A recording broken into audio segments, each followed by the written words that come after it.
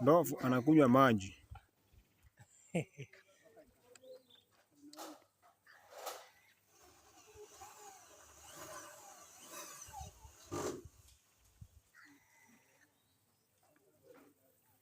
Wakati iko liko dry, nakujanga mingi. Sasa hawezi kuja wengi, maji iko mingi kwa mito huko.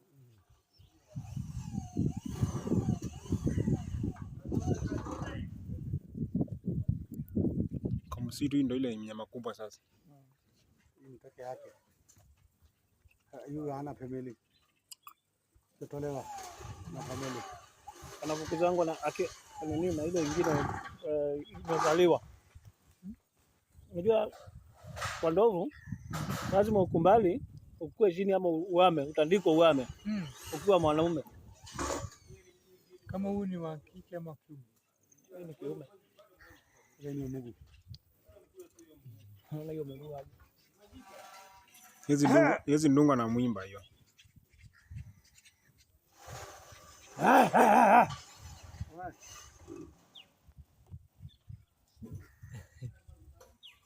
Wakikimbia hakuna mahali pasi toka kukimbia. Hawezi bomoa hii. Hii ni ngumu. Hii kitu gani?